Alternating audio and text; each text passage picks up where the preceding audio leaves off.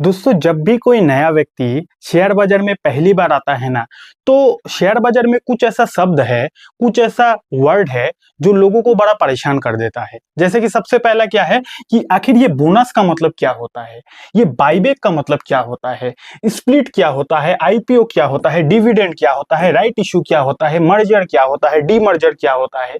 इन सब के बारे में आज की इस वीडियो में बहुत ही डिटेल में सीखेंगे और ये भी सीखेंगे कि ये सारा चीज किसी भी कंपनी का फंडामेंटल में कितना रोल अदा करता है। बहुत ही बारीकी से डीपली सीखेंगे, ठीक है। तो अगर आप भी ये सारा वर्ड सुनकर काफी ज्यादा कंफ्यूज हो जाते हो तो आज से आपका कंफ्यूजन पूरा क्लियर हो जाएगा। ओके, तो इस वीडियो से आपको काफी कुछ सीखने को मिल सकता है, तो वीडियो को एंड तक देख लेना। चलिए करते हैं इस इंटरेस्टिंग वीडियो की शुरुआत। पहले समझते हैं आखिर ये आईपीओ का मतलब क्या होता है। इस वीडियो को बेसिक लेवल से शुरू करेंगे, धीरे धीरे एडवांस लेवल में जाएंगे ताकि आपको समझने में ज्यादा परेशानी ना हो, ठीक है। तो क्या होता है आईपीओ? आईपीओ का फुल फॉर्म होता है इनिशियल पब्लिक ऑफरिंग।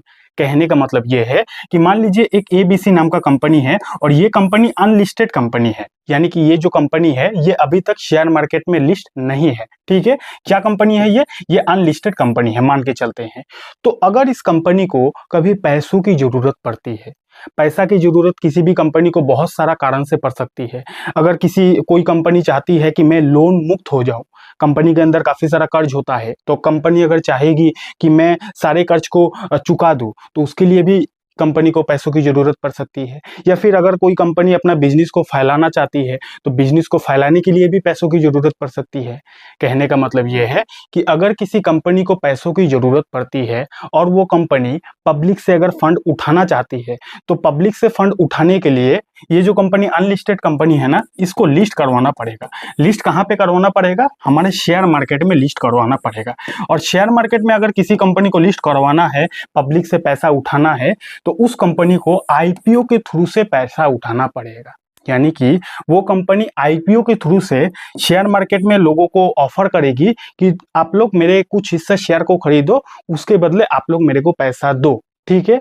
तो अगर किसी कंपनी को पैसों की जरूरत पड़ती है और वो कंपनी जब शेयर मार्केट में अपना कुछ थोड़ा बहुत शेयर को बेचती है पब्लिक को, तो ये जो प्रोसेस होता है ना, इसी प्रोसेस को बोला जाता है आईपीओ, यानी कि इनिशियल पब्लिक ऑफर।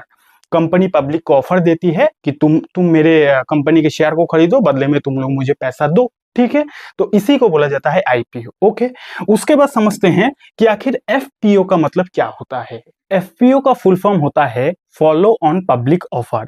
इसका सिंपल सा मीनिंग ये होता है कि अभी मैंने आपको समझाया ना कि आईपीओ का मतलब क्या होता है, यानी कि अगर किसी कंपनी को पैसों की जरूरत पड़ती है तो वो आईपीओ में अपना थोड़ा बहुत शेयर को पब्लिक को बेचती है और पैसा उठाती है, इसको बोला जाता है आईपीओ, ठीक है।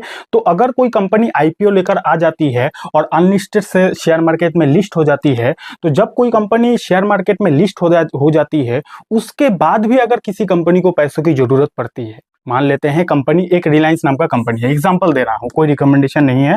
रिलायंस जो कंपनी है, अब ये तो कंपनी शेयर मार्केट में लिस्टेड है, तो अगर रिलायंस को फिर से बिजनेस फैलाना है या फिर कोई भी कारण से रिलायंस को पैसा चाहिए, तो फिर तो कंपनी अपना आईपीओ लेकर नहीं ना आ सकती मार्केट में, क्योंकि रिलायंस तो ऑलरेडी मार्केट में है। तो अगर रिलायंस को फिर से पब्लिक से पैसा उठाना है, अपना फिर से थोड़ा बहुत शेयर को बेचना है, तो उसको आईपीओ नहीं बल्कि उसको एफपीओ के थ्रू से पैसा उठाना पड़ेगा। जब भी कोई कंपनी को पहली बार मार्केट से पैसा उठाना होता है तो वो आईपीओ के थ्रू से उठाता है। और अगर किसी कंपनी को दूसरी बार मार्केट से पैसा उठाना होता है, यानी कि कोई लिस्टेड कंपनी को फिर से पब्लिक से पैसा उठाना है, अपना थोड़ा बहुत शेयर को बेचकर फिर से पब्लिक को पैसा उठाना होता है, तो उसको उस कंपनी को एफपीओ लेकर आना होता है, ठीक है, यानी कि फॉलो ऑन पब्लिक ऑफर। और एफपीओ जब कोई कंपनी का आता है तो फिर से आप उस कंपनी के शेयर को खरीद सकते हो ओपन मार्केट से। यहां तक क्लियर है? उसके बाद समझते हैं आखिर ये राइट इशू का मतलब क्या होता है। तो ये जो राइट इशू है ना, राइट इशू और एफपीओ का मोटा मोटी काम एक ही है, कंफ्यूज आपको होने में नहीं दूंगा। एफपीओ का मतलब आपने क्या समझा कि अगर किसी कंपनी को दोबारा मार्केट से पैसा उठाना है अपना शेयर को बेचकर, तो उसको एफपीओ लेकर आना होता है। सेम यही काम होता है राइट इशू का। राइट इशू भी एफपीओ का जैसा ही होता है। अगर किसी कंपनी को फिर से पैसा उठाना है पब्लिक से अपना शेयर को बेचकर, तो उसको राइट इशू बोला जाता है। लेकिन ये जो राइट इशू है ना, ये राइट इशू में पार्टिसिपेट वही कर सकता है जो कंपनी का शेयर होल्डर हो। समझना ध्यान से। यानी कि फॉर एन एग्जांपल एक रिलायंस नाम की कंपनी है। अब रिलायंस ने मान लीजिए राइट इशू लेकर आया, तो राइट इशू यानी कि कंपनी अपना फिर से शेयर को बेचेगी, ठीक है। तो राइट इशू में वही पार्टिसिपेट कर पाएगा जो रिलायंस का शेयर होल्डर है, जिसने रिलायंस के शेयर को खरीद के रखा है, सिर्फ वही पार्टिसिपेट कर पाएगा राइट इशू में। लेकिन ये जो एफपीओ है ना, एफपीओ जब कंपनी लाती है, कोई भी कंपनी लाती है, तो इसमें हर कोई पार्टिसिपेट कर सकता है। रिटेल इन्वेस्टर हो, एफआईएस हो, डीआईएस हो, हर कोई पार्टिसिपेट कर सकता है। लेकिन जब कोई कंपनी राइट इशू लेकर आती है, तो राइट इशू में जो शेयर होल्डर है, अगर आपने कोई कंपनी के शेयर को पहले से खरीद के रखा है और वही कंपनी ने राइट इशू लेकर आया, तो आप अगर शेयर होल्डर हो तो आप ही अप्लाई करने का आपका ही हकदार है, कोई दूसरा थर्ड पर्सन अप्लाई नहीं कर पाएगा। यही डिफरेंस होता है एफपीओ में और राइट इशू में। ओके, अब आपके मन में कंफ्यूजन आ रहा होगा। कंफ्यूजन ये है कि आकाश भाई, ये जो राइट इशू है, ये जो एफपीओ है, इसमें क्या है कि फिर से कंपनी का शेयर को ही ना खरीदना होता है। तो अगर कंपनी के शेयर को ही खरीदना है तो मैं अपना डीमेट अकाउंट ओपन करूंगा, डायरेक्ट शेयर को खरीद लूंगा। मैं क्यों एफपीओ के चक्कर में पड़ूं, क्यों राइट इशू के चक्कर में पड़ूं, ये सब झमेला मैं क्यों लूं? अगर मेरे को रिलायंस का शेयर ही खरीदना है तो मैं डायरेक्ट मार्केट से ना खरीद पाऊंगा। Very good question. अगर आपके दिमाग में ये सवाल चल रहा था, बहुत बहुत अच्छा, आप समझ रहे हो। देखो, ये जो राइट इशू है, एफपीओ है, अगर कोई कंपनी एफपीओ या फिर राइट इशू लेकर आती है ना, तो थोड़ा बहुत डिस्काउंट में लेकर आती है। मान लेते हैं रिलायंस का एग्जांपल दे रहा हूँ, बार बार रिलायंस का नाम ले रहा हूँ। आपको समझाना है तो कोई ना कोई कंपनी का नाम लेना ही पड़ेगा, इसलिए रिलायंस का नाम लिया। अभी मान के चलता है रिलायंस का करंट एक शेयर का प्राइस चल रहा है 3000 रुपया, ठीक है। तो अगर कोई कंपनी एफपीओ लेकर आएगी या फिर अगर कोई कंपनी राइट इशू लेकर आएगी ना, तो अगर आप उसमें पार्टिसिपेट करोगे तो आपको थोड़ा बहुत डिस्काउंट में शेयर मिल जाएगा, 2-4-5%। मान लेते हैं मार्केट का प्राइस है 3000 रुपया, अगर आप एफपीओ में या फिर राइट इशू में अप्लाई करोगे तो आपको थोड़ा बहुत डिस्काउंट में शेयर मिल जाएगा। नहीं तो कौन करेगा अप्लाई? एफपीओ में कौन करेगा अप्लाई या फिर राइट इशू में कौन करेगा अप्लाई? ठीक है, अगर उसको कोई फायदा ही ना मिले। तो इसीलिए राइट इशू और एफपीओ के थ्रू से कंपनी जब शेयर को बेचती है तो थोड़ा बहुत डिस्काउंट में बेच देती है। जो भी मार्केट में भाव चल रहा होता है उससे थोड़ा बहुत डिस्काउंट में बेचा जाता है। यहां तक क्लियर है? उसके बाद समझते हैं कि आखिर बाईबैक का मतलब क्या होता है। बाईबैक राइट इशू का बिल्कुल ऑपोजिट होता है, उल्टा होता है। राइट इशू में बेसिकली क्या होता है कि कंपनी अपना ही शेयर होल्डर को ये ऑफर करती है कि अगर आपको हमारे कंपनी के और ज्यादा शेयर को खरीदना है तो आप राइट इशू के थ्रू से हमारे कंपनी के शेयर को खरीद सकते हो। लेकिन ये जो बाईबैक है ना, ये बाईबैक राइट इशू का बिल्कुल ऑपोजिट होता है। अगर किसी कंपनी को अपना ही कंपनी के शेयर को मार्केट से खरीदना होता है तो वो कंपनी बाईबैक लेकर आती है। ध्यान से समझना, अगर किसी कंपनी को खुद का ही कंपनी के शेयर को मार्केट से खरीदना होता है तो वो कंपनी बाईबैक लेकर आती है। मान लेते हैं एक एबीसी नाम का कंपनी है और इस कंपनी के शेयर को आपने खरीद के रखा है, आपके पास इस कंपनी का शेयर है, ठीक है। तो अगर ये कंपनी कभी बाईबैक लेकर आती है और अगर आप बाईबैक में पार्टिसिपेट करते हो तो आप उस कंडीशन में क्या होगा कि आपके पास जो ये कंपनी का शेयर है वो शेयर आप कंपनी को लौटा दोगे, बदले में ये कंपनी आपको पेमेंट कर देगा, ठीक है। तो इसी को बोला जाता है बाईबैक। यानी कि जब कोई कंपनी अपना ही शेयर को मार्केट से खरीदती है तो वो कंपनी बाईबैक लेकर आती है। यहां तक क्लियर है? अब आपके मन में फिर से सवाल आ रहा होगा कि अरे आकाश भाई, अगर मुझे इस कंपनी के शेयर को बेचना है तो मैं डायरेक्ट मार्केट में ना बेच सकता हूं, मैं क्यों बाईबैक में पार्टिसिपेट करूं? तो यहां भी वही आंसर है। मान लेते हैं इस कंपनी का मार्केट प्राइस चल रहा है 1000 रुपया, एग्जाम्पल दे रहा हूं। अभी इस कंपनी का जो शेयर मार्केट में भाव चल रहा है वो 1000 रुपया। तो बाईबैक में पार्टिसिपेट करके अगर इस शेयर को बेचोगे तो बाईबैक में कंपनी को कुछ ना कुछ ऑफर तो देना ही पड़ेगा, नहीं तो लोग भला बाईबैक में क्यों पार्टिसिपेट करेगा? तो कई बार जब कोई भी कंपनी बाईबैक लेकर आती है तो थोड़ा बहुत प्राइस इंक्रीज करके ही बाईबैक लेकर आती है। मान लेते हैं मार्केट में अगर 1000 रुपया भाव चल रहा है तो बाईबैक में पार्टिसिपेट करके शेयर को बेचोगे तो आपको थोड़ा बहुत ज्यादा पैसा मिल जाएगा। इसका कोई फिक्स फॉर्मूला नहीं है कि आपको ज्यादा ही मिलेगा, ठीक है। मैंने बस आपको समझाने के लिए बता दिया कि बाईबैक क्या होता है और बाईबैक में पार्टिसिपेट करने से आपको थोड़ा बहुत फायदा मिल सकता है, ठीक है। तो इसको बोला जाता है बाईबैक। एक और सवाल है कि बाईबैक आखिर कोई कंपनी क्यों लाती है, क्या जरूरत पड़ती है? तो ध्यान से समझना, अगर किसी कंपनी को ये लगता है कि हमारा बिजनेस अभी काफी ज्यादा अच्छा चल रहा है और आने वाले समय में हमारा बिजनेस और ज्यादा ग्रो करेगा, तो इस कंडीशन में कंपनी बाईबैक लेकर आती है और अपना शेयर को मार्केट से थोड़ा बहुत खरीद लेती है। तो ऐसे में क्या होगा, अगर भविष्य में कंपनी और ज्यादा ग्रो करती है तो सबसे ज्यादा फायदा किसका होगा? कंपनी का ही होगा, क्योंकि कंपनी ने मार्केट से अपना और ज्यादा शेयर को खरीद लिया था। तो जितना ज्यादा कंपनी के पास शेयर होगा उतना ही ज्यादा कंपनी का फायदा होगा ना। तो कंपनी को अगर लगता है कि हमारा कंपनी और ग्रो करेगा, तो वो कंपनी मार्केट में बाईबैक लेकर आती है और अपना शेयर को खरीद लेती है। Point number 1। पॉइंट नंबर 2 क्या है कि अगर कोई कंपनी बाईबैक लेकर आती है और मार्केट से शेयर को खरीदती है ना, तो जब मार्केट से शेयर की कमी हो जाती है तो वहां पे सप्लाई की कमी हो जाएगी, और जब कोई शेयर का सप्लाई की कमी हो जाएगी तो उस शेयर का जो डिमांड है वो ऑटोमेटिक बढ़ जाएगा। तो ये भी एक फायदा होता है। ठीक है, तो आशा करता हूं आपने बाईबैक समझ लिया होगा। उसके बाद है ओएफएस। आखिर ओएफएस का मतलब क्या होता है? दोस्तों, अगर आपको शेयर मार्केट इन्वेस्टिंग के लिए डीमैट अकाउंट खुलवाना है ना, तो हमारा एफिलिएट लिंक आपको डिस्क्रिप्शन पर मिल जाएगा। वहां से आप बिल्कुल फ्री में अपना डीमैट अकाउंट को खुलवा सकते हो। और अगर आपको शेयर मार्केट के बारे में पूरी जानकारी चाहिए तो आप हमारे यूट्यूब चैनल को भी विजिट कर सकते हो। हर एक टॉपिक का वीडियो आपको हमारे चैनल पर फ्री में ही मिल जाएगा। ओएफएस का फुल फॉर्म होता है ऑफर फॉर सेल, यानी कि अगर किसी कंपनी का खुद का जो प्रोमोटर है, वो प्रोमोटर अगर अपना हिस्सेदारी को बेचना चाहती है, तब कोई भी कंपनी ओएफएस लेकर आती है, यानी कि पब्लिक को ऑफर देती है कि अगर आप लोगों को कंपनी के शेयर को खरीदना है तो आप ओएफएस के थ्रू से खरीद सकते हो। इस केस में कंपनी का जो खुद का प्रोमोटर है, प्रोमोटर अपना हिस्सेदारी को बेचती है। अब आपके मन में थोड़ा सा कंफ्यूजन आ रहा होगा। कंफ्यूजन इसीलिए कि मैंने सबसे पहले बताया था एफपीओ। एफपीओ में भी मैंने बताया था कि अगर किसी कंपनी को दोबारा मार्केट से पैसा उठाना है तो वो एफपीओ के थ्रू से मार्केट से पैसा उठाती है। सेम वही केस अभी भी मैं आपको बता रहा हूं कि भैया अगर किसी कंपनी को अपना शेयर को बेचना है, पैसा उठाना है, तो ओएफएस लेकर आती है। तो आखिर एफपीओ और ओएफएस में फर्क क्या होता है बताता हूं। देखिए, एफपीओ में क्या होता है कि अगर कोई कंपनी अपना नया शेयर मार्केट में बेचती है, मान लेते हैं एक कंपनी है जिसने मार्केट में 20% ही अपना हिस्सेदारी को बेचा है, तो एफपीओ में कंपनी नया से मार्केट में शेयर बेचती है। 20% पहले बेचा था तो एफपीओ लेकर आया तो और 5% मार्केट में बेच दिया, तो ऐसे में मार्केट में नया शेयर इशू हो जाता है। लेकिन ओएफएस में नया शेयर कंपनी नहीं बेचता है। ओएफएस में जो कंपनी का प्रोमोटर होता है ना, प्रोमोटर अपना माल बेचता है, प्रोमोटर अपना हिस्सेदारी को बेचता है। लेकिन एफपीओ में कंपनी नया से अपने शेयर को, हिस्सेदारी को बेचता है। ठीक है, कोई भी कंपनी जब आईपीओ लेकर मार्केट में आती है तो पूरा का पूरा कंपनी तो नहीं बेचेगी ना, थोड़ा बहुत हिस्सा ही बेचती है। 10% हिस्सा मार्केट में बेच दिया, 20% हिस्सा मार्केट में बेच दिया। ठीक है, तो मान लेते हैं कोई कंपनी 20% पहले बेचा, उसके बाद फिर उसको पैसा उठाना है तो वो एफपीओ लेकर आएगा और फिर से 5% बेच देगा। इसको बोला जाता है एफपीओ। लेकिन ओएफएस में प्रोमोटर अपना हिस्सेदारी को बेचती है। ठीक है, क्लियर हो गया बात। उसके बाद समझते हैं आखिर डिविडेंड का मतलब क्या होता है। डिविडेंड का मतलब होता है प्रॉफिट का हिस्सा, यानी कि हमारे शेयर बाजार में कुछ कुछ ऐसा भी कंपनी है जो कंपनी अपने शेयर होल्डर को बीच बीच में डिविडेंड देती है। यानी कि कुछ कुछ ऐसा कंपनी है जो कंपनी अपने शेयर होल्डर को बीच बीच में अपना प्रॉफिट का हिस्सा देती है। उसी प्रॉफिट का हिस्सा को बोला जाता है डिविडेंड। ठीक है, अब ये डिविडेंड सुनते ही आप खुश हो गए होंगे और आप सोच रहे होंगे कि अब तो मैं ऐसा ही कंपनी के शेयर को खरीदूंगा जो कंपनी हमेशा डिविडेंड देता हो।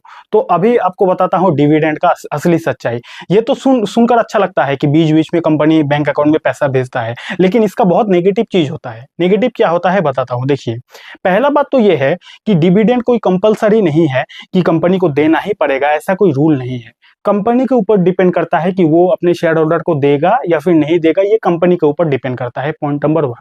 पॉइंट नंबर 2 क्या है कि कोई भी कंपनी दो कंडीशन में डिविडेंड देती है। पहला कंडीशन ये है कि अगर कोई कंपनी अपने शेयर होल्डर को खुश रखना चाहती है, उस कंडीशन में भी दे सकती है। दूसरा एक और कंडीशन होता है कि जब कोई कंपनी के पास ग्रोथ के लिए और कोई स्कोप नहीं बचता है। मान लीजिए कोई एक कंपनी है जो कंपनी ऑलरेडी बड़ी साइज की कंपनी बन चुकी है और उसको ग्रोथ के लिए और अपॉर्चुनिटी नहीं मिल रहा है। ठीक है, तो ग्रोथ के लिए जब कोई कंपनी को अपॉर्चुनिटी नहीं मिलता है, तब वो कंपनी जो भी प्रॉफिट कमाती है उस प्रॉफिट का थोड़ा बहुत हिस्सा अपने शेयर होल्डर में बांट देती है। ठीक है, लेकिन उसी जगह अगर मान लीजिए कोई एक कंपनी है जो कंपनी खूब प्रॉफिट कमाती है और प्रॉफिट कमाने के बाद अपना जो प्रॉफिट है उस प्रॉफिट को अपना बिजनेस में री इन्वेस्ट कर देती है, तो कोई कंपनी अपना प्रॉफिट को री इन्वेस्ट कर देगी तो उस कंपनी का शेयर का प्राइस भागेगा कि नहीं? वो कंपनी ग्रो करेगा कि नहीं? कंपनी अगर ग्रो करेगा तो शेयर का प्राइस भागेगा कि नहीं? और जब शेयर का प्राइस भागता है तब शेयर होल्डर को सबसे ज्यादा फायदा होता है, ना कि डिविडेंड देने पर शेयर होल्डर का फायदा होता है। ठीक है, तो डिविडेंड सुनने में अच्छा लगता है कि बैंक अकाउंट में बीच बीच में पैसा आता रहेगा, मेरा भी आता है बीच बीच में, मेरे अकाउंट में भी डिविडेंड आता है, लेकिन मैं नहीं चाहता कि मैंने जो कंपनी के शेयर को खरीद के रखा है वो कंपनी मुझे डिविडेंड दे, क्योंकि अगर वो कंपनी अपना पैसा को फिर से री इन्वेस्ट बिजनेस में कर देगी तो बिजनेस और ग्रो करेगा, और बिजनेस और ग्रो करेगा तो शेयर का प्राइस भागेगा, तो यहां से मुझे ज्यादा फायदा होगा। Point number 1। पॉइंट नंबर 2 क्या है, डिविडेंड का सबसे खराब बात ये लगता है कि भैया डिविडेंड में टैक्स लग जाता है। टैक्स किस हिसाब से लगता है?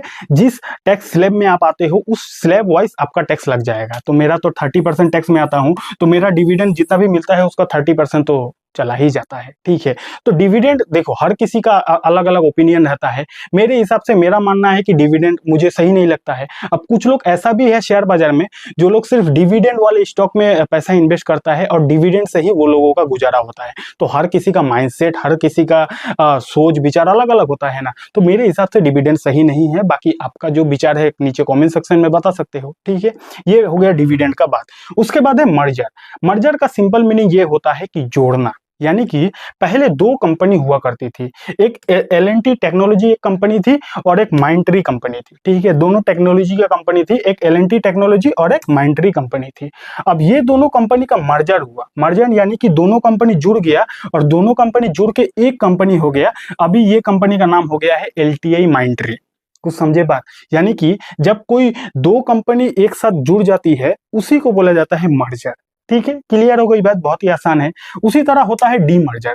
डीमर्जर मर्जर का बिल्कुल उल्टा होता है। जैसे कि पहले था रिलायंस इंडस्ट्री, ठीक है, और रिलायंस में ही जियो फाइनेंस आता था, तो रिलायंस ने क्या किया, जियो फाइनेंस को डीमर्ज कर दिया, यानी कि जियो फाइनेंस को अलग से लिस्ट करवा दिया।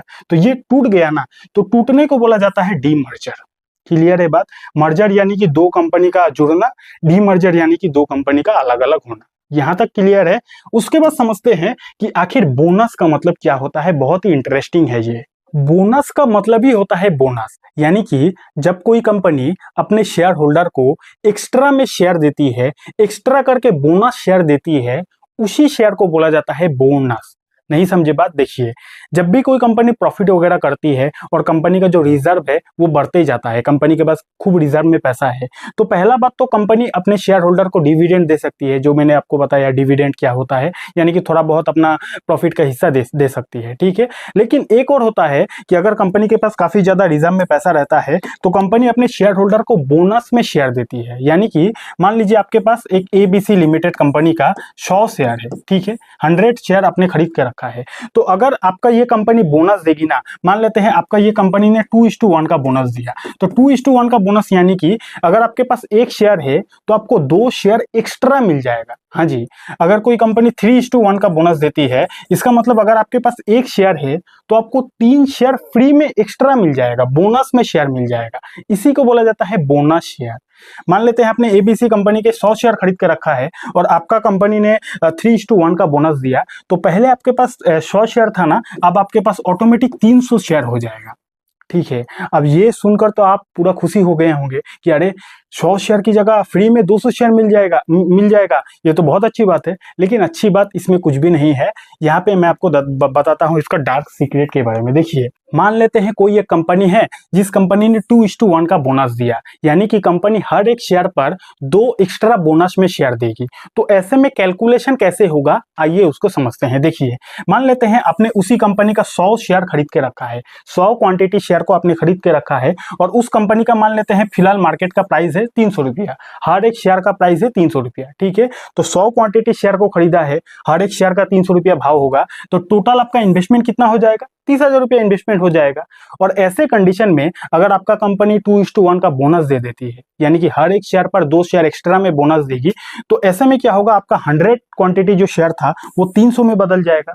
2:1 का आपको बोनस मिल गया, तो 300 में, यानी कि 100 शेयर आपका 300 में बदल जाएगा, लेकिन शेयर का जो भाव है ना वो भी उसी हिसाब से कम जाएगा।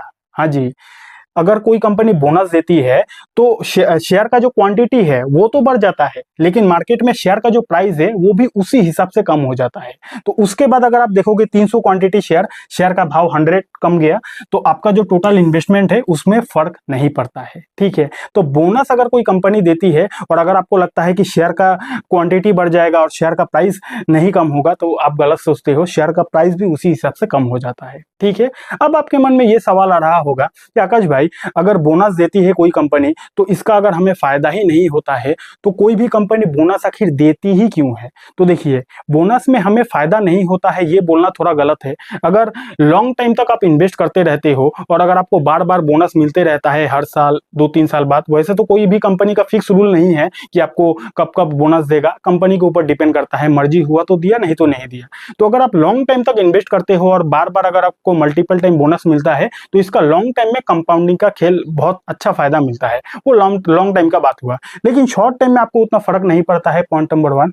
पॉइंट नंबर 2 क्या है कि अगर किसी कंपनी को लगता है कि हमारा कंपनी का शेयर का प्राइस काफी ज्यादा बढ़ चुका है, मान लेते हैं एक ABC नाम का कंपनी है, इस कंपनी को लगता है कि हमारा कंपनी का एक शेयर का प्राइस 10,000 तक चला गया है और 10,000 जाने के कारण बहुत सारे लोग हमारे कंपनी के शेयर को नहीं खरीद पा रहा है। होता है ना, बहुत लोग जिसने शेयर मार्केट में आया उसके पास है ही 5,000 रुपया, एग्जाम्पल दे रहा हूं, तो 5,000 रुपया है और किसी कंपनी का शेयर का भाव ही है 10,000 रुपया, तो वो व्यक्ति थोड़ी ना उस कंपनी के शेयर को खरीद पाएगा, नहीं खरीद पाएगा। तो ऐसे में कंपनी बोनस देती है। बोनस में क्या हो जाता है, मान लेते हैं वो कंपनी अगर 2:1 का बोनस देगी तो कंपनी का शेयर का प्राइस भी कम हो जाएगा। तो कंपनी का शेयर का प्राइस जब कम हो जाएगा तो ऐसे में बहुत सारे लोग उस कंपनी के शेयर को खरीद पाएगा। ठीक है, यही एक कारण है जिसके वजह से कंपनी बोनस वगैरह देती है। ओके, क्लियर हो गई बात? अगर वीडियो अच्छा लग रहा है तो लाइक कर देना, प्यारा सा कमेंट कर देना। ओके, नेक्स्ट समझते हैं स्प्लिट का मतलब क्या होता है। तो ये जो स्प्लिट है ये भी सेम बोनस की जैसा ही है, लेकिन थोड़ा सा अलग है। बताऊंगा क्या डिफरेंस होता है, बताऊंगा। देखिए, स्प्लिट का मतलब होता है तोड़ना, यानी कि अगर कोई कंपनी 1:5 का स्प्लिट देती है तो इसका मतलब ये हुआ कि कंपनी ने अपना एक शेयर को 5 टुकड़ा में बदल दिया। अगर कोई कंपनी 1:2 का स्प्लिट देती है तो इसका मतलब यह हुआ कि कंपनी ने अपना एक शेयर को 2 टुकड़ों में बदल दिया। तो ऐसे में क्या होता है कि मान लेते हैं कोई एक कंपनी है जिसका 10,000 रुपया शेयर का प्राइस है, ठीक है, और वो कंपनी 1:5 का बोनस दिया। तो ऐसे में क्या होगा, 10,000 का जो शेयर है वो 5 टुकड़ा में बदल जाएगा। आपको एक शेयर आपका 5 में बदल जाएगा। उसी हिसाब से जो शेयर का प्राइस है वो भी 5 में डिवाइड होकर हर शेयर का प्राइस हो जाएगा 2,000 रुपया। नहीं समझे बात? थोड़ा सा प्रैक्टिकली समझ लेते हैं। देखिए, मान लेते हैं कोई कंपनी है जिसने 1:5 का स्प्लिट दिया, ठीक है, तो स्प्लिट में दिया, उसके बाद क्या होगा कि पहले आपके पास 100 शेयर था और मान लेते हैं हर शेयर का प्राइस था 300 रुपया, तो 100 शेयर था, 100 क्वांटिटी शेयर था, शेयर का प्राइस था 300 रुपया, तो आपका टोटल इन्वेस्टमेंट था 30,000 रुपया। ओके, उसके बाद कंपनी ने 1:5 का स्प्लिट दिया, यानी कि आपका एक शेयर 5 में बदल जाएगा, तो 100 शेयर 500 में बदल जाएगा। ठीक है, तो शेयर का क्वांटिटी बढ़ गया, उसी हिसाब से शेयर का जो प्राइस है वो भी 5 गुना कम जाएगा, तो शेयर का प्राइस 300 से 60 रुपया हो जाएगा। तो उसके बाद भी जो आपका टोटल इन्वेस्टमेंट है उसमें कुछ भी फर्क नहीं पड़ेगा। ठीक है, तो स्प्लिट बोनस देखने में सेम लगता है, लेकिन इसमें थोड़ा सा डिफरेंस होता है। डिफरेंस ये है कि स्प्लिट में सिंपली कंपनी अपने शेयर को टुकड़ों में बदल देता है, पॉइंट नंबर 1। लेकिन बोनस में क्या होता है कि कंपनी अपने रिजर्व के पैसों से बोनस डिक्लेयर करता है, तो कंपनी का रिजर्व से भी पैसा कम हो जाता है। ओके, और बोनस का एक और फायदा ये होता है कि अगर कोई कंपनी स्प्लिट देती है, मान लेते हैं 1:5 का स्प्लिट देती है, तो कंपनी का जो फेस वैल्यू होता है ना वो भी कम हो जाता है। मान लेते हैं कोई कंपनी 1:5 का अगर स्प्लिट देती है तो एक शेयर 5 में बदल जाएगा, उसी तरह जो फेस वैल्यू अगर 10 का होगा तो उसका फेस वैल्यू भी 2 में बदल जाएगा। अगर कोई कंपनी 1:1 का स्प्लिट देती है, यानी कि एक शेयर को 2 टुकड़े में डिवाइड कर देती है, तो अगर कंपनी का फेस वैल्यू 10 का है तो उसका फेस वैल्यू 5 का हो जाएगा। लेकिन अब आपके मन में ये सवाल आ रहा होगा कि आखिर ये फेस वैल्यू का क्या रोल है, फेस वैल्यू से हमें क्या मतलब है?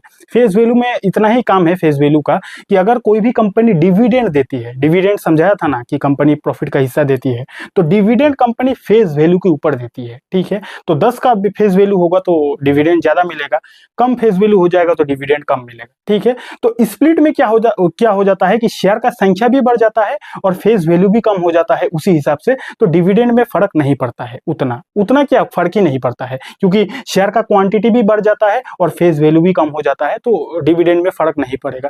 लेकिन अगर कोई कंपनी बोनस डिक्लेयर करती है, मान लेते हैं कोई कंपनी 2:1 का बोनस दिया, यानी कि हर एक शेयर पर आपको 2 शेयर एक्स्ट्रा मिलेगा, तो बोनस देने पर फेस वैल्यू में कोई चेंजेस नहीं आता है। अगर किसी कंपनी का 10 का फेस वैल्यू है तो बोनस देने पर कंपनी का तो शेयर टुकड़ों में बदल जाएगा, लेकिन फेस वैल्यू में कोई चेंजेस नहीं आएगा। तो उसके बाद बोनस देने के बाद जब कोई कंपनी डिविडेंड देती है, अगर देती है तो आपको ज्यादा डिविडेंड मिल सकता है, इतना ही फर्क है। ठीक है, फिर से समझाता हूं, अगर कोई कंपनी स्प्लिट देती है तो फेस वैल्यू में चेंजेस आता है, बोनस अगर कोई कंपनी देती है तो फेस वैल्यू में कोई भी चेंजेस नहीं आता है, बस इतना ही फर्क होता है। ठीक है, बोनस स्प्लिट में इतना ही फर्क होता है। ओके, एंड फाइनली क्या है कि अब ध्यान से समझना, अभी जो मैं पॉइंट बताने वाला हूं कि कोई भी कॉर्पोरेट एक्शन से कंपनी का फंडामेंटल में कोई भी चेंज नहीं आता है। अभी तक हमने क्या क्या समझ लिया, बहुत कुछ समझ लिया ना।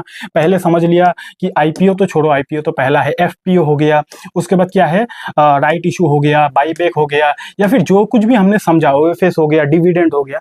कोई भी कॉर्पोरेट एक्शन से कंपनी का फंडामेंटल में कोई चेंजेस नहीं आता है, कंपनी का बिजनेस में कोई चेंजेस नहीं आता है। तो इसीलिए बोनस, बाईबैक, स्प्लिट, डिविडेंड, इन सब के चक्कर में आपको नहीं पड़ना चाहिए मेरे हिसाब से, क्योंकि इन सब से कंपनी का बिजनेस में कोई चेंजेस नहीं आता है। आपको शेयर बाजार में हमेशा वैसा कंपनी के शेयर में इन्वेस्ट करना चाहिए जो कंपनी का बिजनेस अच्छा हो। ऐसा नहीं कि कंपनी डिविडेंड देती है या फिर कंपनी ने बोनस दिया तो मैं उस कंपनी के शेयर को खरीदूंगा, ये बिल्कुल इनलॉजिकल बात है। ठीक है, कंपनी का फंडामेंटल देखो और सही तरीके से फंडामेंटल एनालिसिस करने के बाद अगर आप इन्वेस्ट करोगे तो आप शेयर बाजार से अच्छा खासा पैसा कमा पाओगे। ओके, और अगर आपको फंडामेंटल एनालिसिस को बेसिक से लेकर एडवांस तक सीखना है, वो भी फ्री में, तो यहाँ पे क्लिक करके फंडामेंटल एनालिसिस को आप बिल्कुल फ्री में सीख सकते हो। और अगर आपके पास डीमेट अकाउंट नहीं है, फ्री डीमेट अकाउंट का लिंक आपको डिस्क्रिप्शन पर मिल जाएगा। और ये वीडियो आपको कैसा लगा नीचे कॉमेंट करके बता सकते हो। Thank you so much.